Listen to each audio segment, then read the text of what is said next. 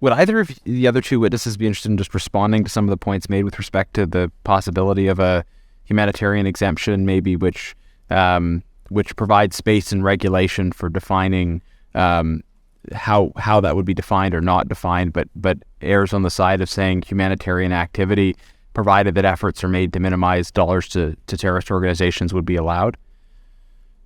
I mean, I think it's the starting point here is that international humanitarian law already, gives the protection and already says that when you're operating in an area where there are armed groups, whether deemed terrorist or otherwise, even in situations where you might have to pay these sort of administrative fees or landing fees or whatever it might be, that kind of activity is authorized because the humanitarian imperative exists and we need to be able to respond to it. How do we ensure that this legislation is not politicized?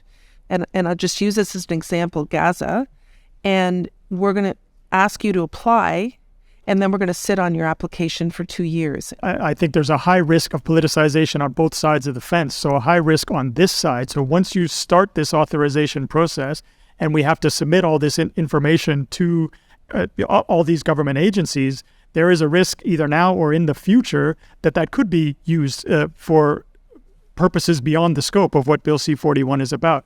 On the other side of the fence, the way we get perceived, we depend on neutrality and the perception of neutrality and being consistent with impartiality. If we're perceived as not holding up to those principles, we're not going to be able to negotiate our access in places where listed or otherwise armed groups are operating. And so you could get politicization on both sides. Either we decide to really get into the technical aspects of this bill, the administrative aspects, or we take another approach and we go for the humanitarian exemption. In your opinion, what is most important? Finishing this more quickly to vote on it, or should we really change it and try to add this humanitarian exemption? Mr. Bellevaux?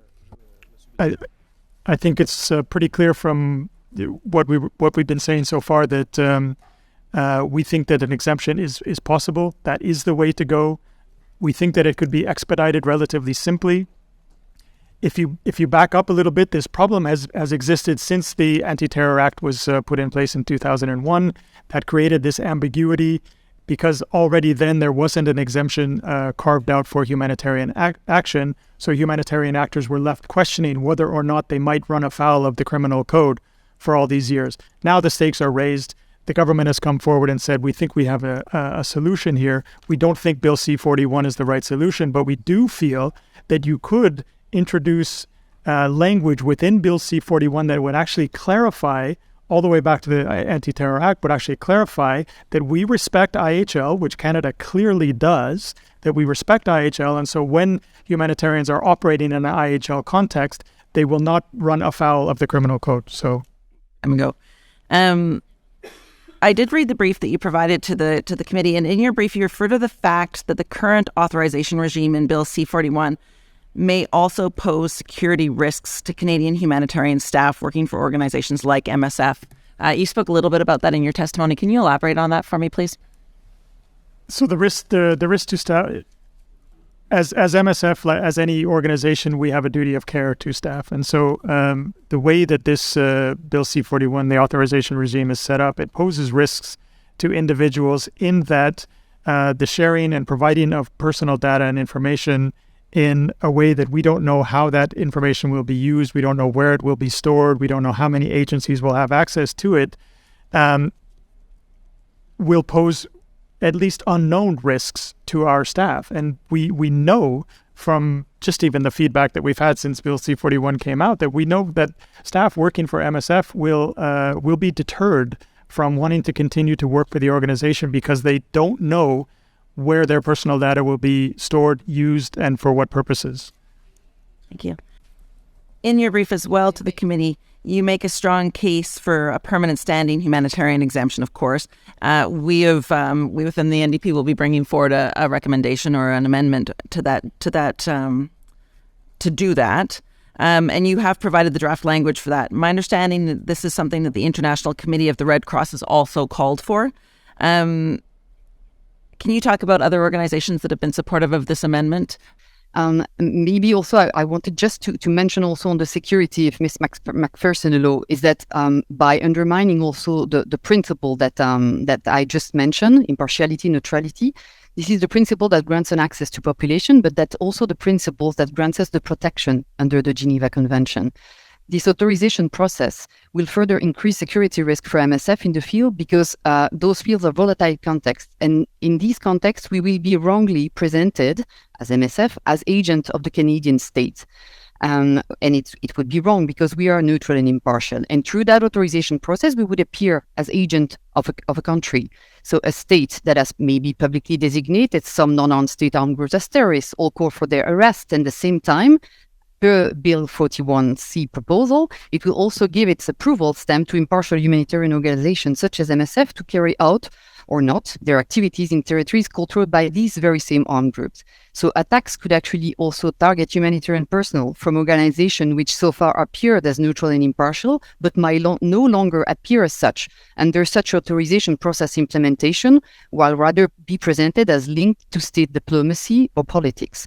So this will clearly also be a massive risk for Canadian humanitarian, but not only Canadian, but included Canadian. Sorry, just to clarify, what you're saying is that not only will it put organizations, individuals at risk because they will be associated or as an agent of the state, it may also, I assume, impact the ability of organizations, humanitarian organizations, to get to locations in the first place. Absolutely. Yeah, thank you very much. One other question for you. Can you explain the difference between exclusively humanitarian organizations and activities that are covered within the legal framework of the IHF and those other mandates to do things such as development or peacekeeping work that is not covered by the IHL? Sorry, I don't think that perhaps this committee has a strong understanding of that. Well, I can talk about that indeed, and I think it's a little bit also in the same sense that I answered to the previous question, is that we understand that there are very specific organizations that are considered as neutral and impartial, such as MSF and ICRC, because they are acting under the mandate that is confirmed by international humanitarian law. Not all the organizations that are working for peace building or for humanitarian aid development or peace building are answering to IHL requirements, because to actually be active under IHL and to be under the Geneva Convention or customary law, you need to respect those principles of impartiality, humanitarian organization. And because of that, you are allowed to make some offer of services to parties to the conflict who are free to accept it or not, and who are actually under the only reason for refusing it, except that there would be no need, to actually consider that this organization is not impartial. So it seems like one of the concerns about general humanitarian exemption is the possibility of you have a terrorist organization controlling an area, and they say you can bring in humanitarian assistance, but you've got to pay 70% tax, right? So you're getting some money to people who are suffering, but most of the money is going to the government, to the authority. We probably wouldn't want quote unquote humanitarian assistance to go in that case because the price is simply too high in terms of who receives it.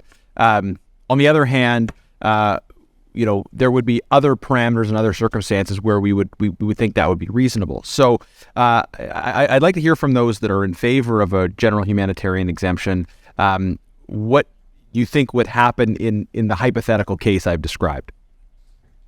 What would happen in the hypothetical case where an exorbitantly high demand for taxation? Is that your question?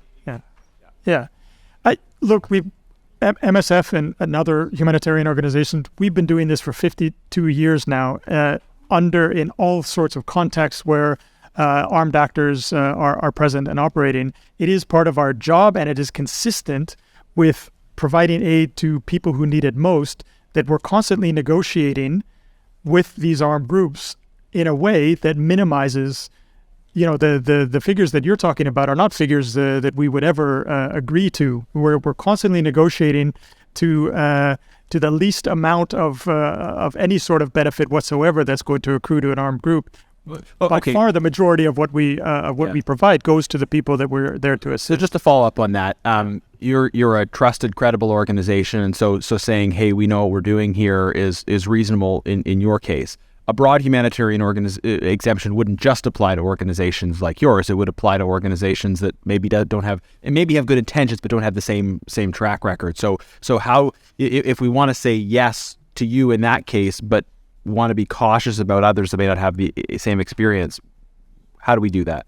Again, this comes back to what Claude was saying, and I'm sure she can build on this. She's clearly saying that an organization that is operating according to the humanitarian principles and providing aid impartially has the protection of IHL and already has then the right to intervene and to provide that service. Now you're talking about the practical negotiations after that, but we have Claude maybe can jump in on here, but maybe just to back up one.